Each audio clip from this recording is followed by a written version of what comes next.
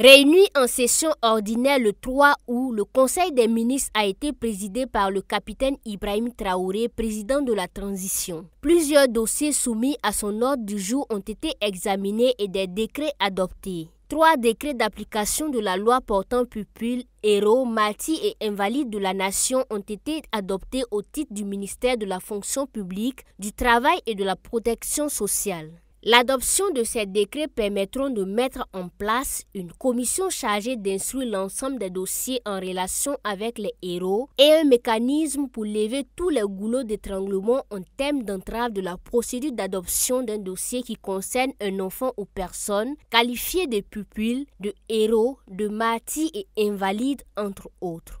Toujours pour le compte de ce ministère, le Conseil a autorisé la ratification de 4 conventions. Cette ratification va améliorer les conditions de vie du monde du travail et apporter davantage de protection aux travailleurs, explique le ministre d'État. En outre, le Conseil a adopté un décret portant modalités de gestion des agents publics de l'État mobilisés pour la défense de la patrie. Le décret qui a été adopté aujourd'hui, c'est pour permettre de créer les conditions pratiques de passage de l'état de fonctionnaire à l'état de VDP. Ça veut dire que dès lors que vous devenez involontaire en tant que fonctionnaire, après la formation, l'État a la possibilité de vous affecter dans une zone territoriale donnée avec des missions précises, mais vous serez sous la coupe du premier responsable sécuritaire qui est dans la zone, que ce soit un policier, que ce soit un gendarme, que ce soit un militaire. Celui qui a été désigné par l'État comme responsable de la zone, c'est lui qui sera là-bas. Et ce décret également prend en compte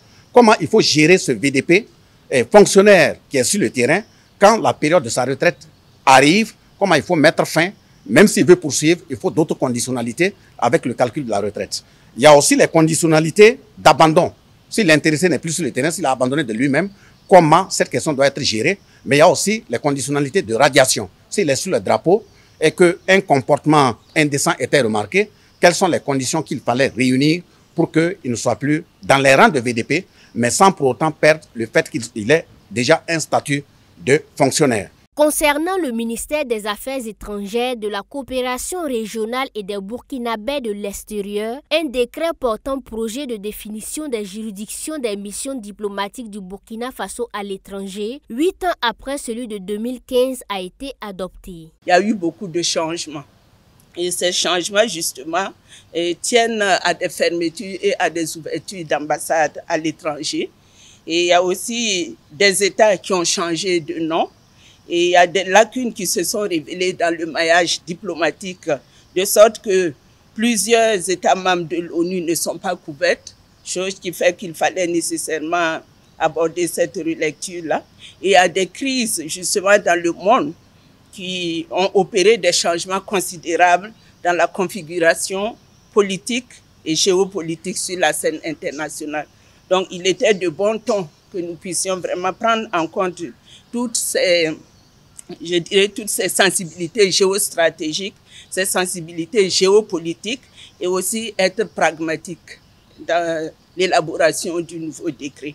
Le ministre de l'Énergie, des Mines et des Carrières a fait une communication orale sur la prolifération de stations et de points de distribution de carburant et d'hydrocarbures de façon illégale dans nos centres urbains. Le Conseil a décidé de prendre des mesures à court terme pour accompagner les stations qui ne sont pas en règle afin qu'elles régularisent leur situation. Sur 788 stations contrôlées, nous avons constaté que moins de 30% fonctionnent régulièrement en respectant les textes, notamment 235 stations effectivement qui fonctionnent correctement en respectant les textes.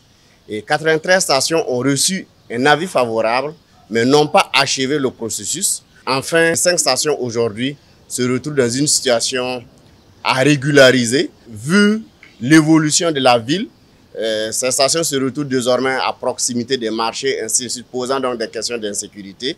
Et nous sommes disposés à accompagner ces stations pour donc les régulariser.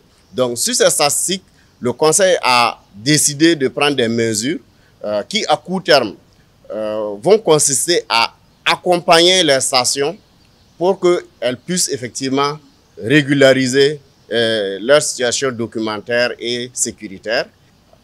Les stations, donc, dans ce délai qui n'auront pas effectué ces démarches et ne seront pas dans les règles, seront donc définitivement fermées. Il est prévu la rélecture des tests pour accompagner les stations étant donné que beaucoup de documents demandés posent problème, a indiqué le ministre de l'Énergie, des Mines et des Carrières.